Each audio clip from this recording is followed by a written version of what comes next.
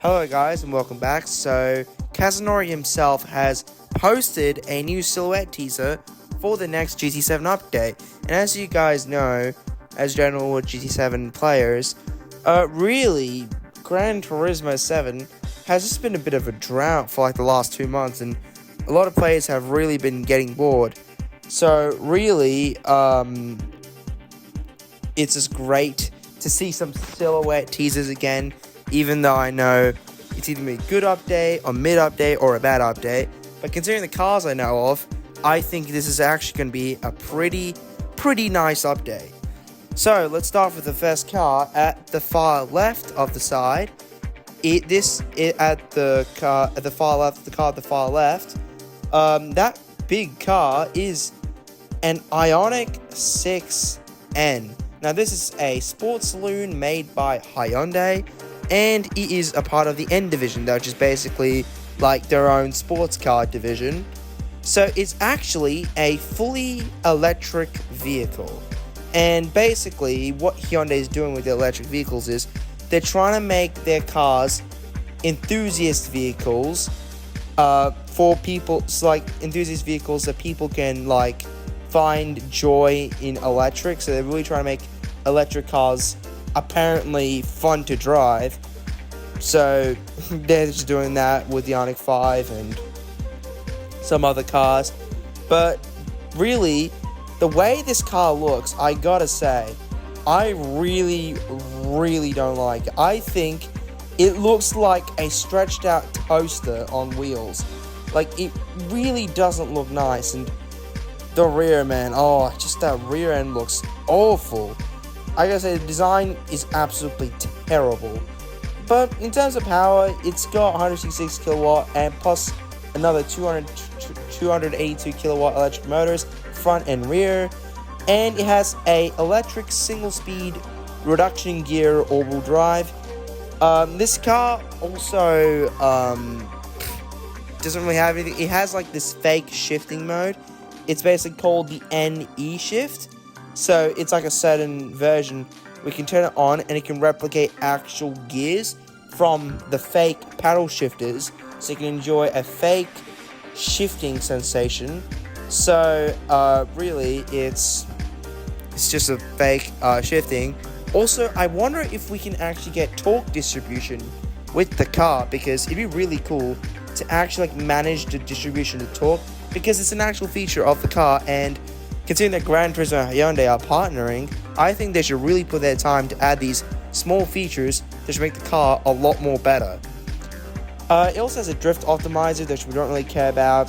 Launch control, nobody really cares about, and pretty much it just has features to replicate trying to replicate real driving experience. But yeah, that's pretty much the Ioniq 6N. I think it's a pretty mid car, and it's probably not going to get used a whole lot. I'm probably going to use it once and just chuck it back in the garage. But anyways, the next car to the car next to the Ioniq 6 at still the left side is this small little car. It's called a Caterham 7. Now this car was previously in Gran Turismo 6 and has never returned since then. But I'm glad to see a Caterham back in the game. I like the Caterham 7. It's a small, fairly lightweight car. There's not really much to say about it other than, well, I think it'd be really cool if, like, there could be really cool customization for this car overall. It does have a Honda Fireblade motorcycle engine, and it weighs a bit more than 364 kilograms. So it is actually going to be a super fun car to drive, I have to say. And, well, I'm definitely waiting for it. It also has 138 brake horsepower. So it is almighty. It's definitely very, very slow. It goes up to 130 miles per hour, but again, it's very, very light that, well, you can easily take a corner like it's nothing. But really cool if you can get some kind of engine swap for this thing from like an actual racing, like an actual Formula car. Maybe, like, I'd love to see the F3 500B engine, the V8, because I think it'd be relatively cool to put in the Caterham 7. But yeah, it's a fairly nice car. Yeah, and it has a Honda motorcycle engine, so it'd be cool if I could even tune the Honda motorcycle engine. But yeah, there's not much else to say about it, and yeah, pretty excited for that car. The car next to the Caterham 7 at the right hand side is a Toyota Mark II, not a chaser. This car is pretty popular within the drift scene.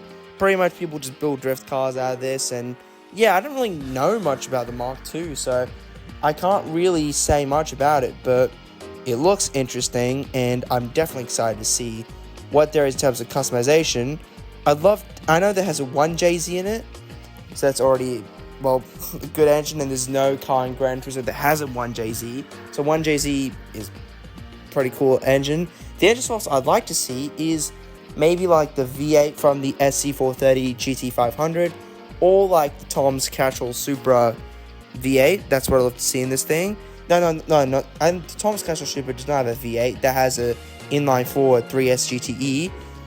Or want to put the Toyota GR10 motor. I think that would be so damn cool if it had the GR10 motor. Of course, some Toyota purists will absolutely hate it.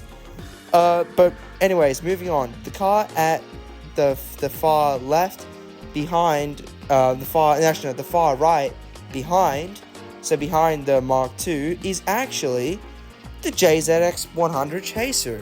This car has been, well, quite decently requested to come to the game, and it is a very iconic JDM saloon.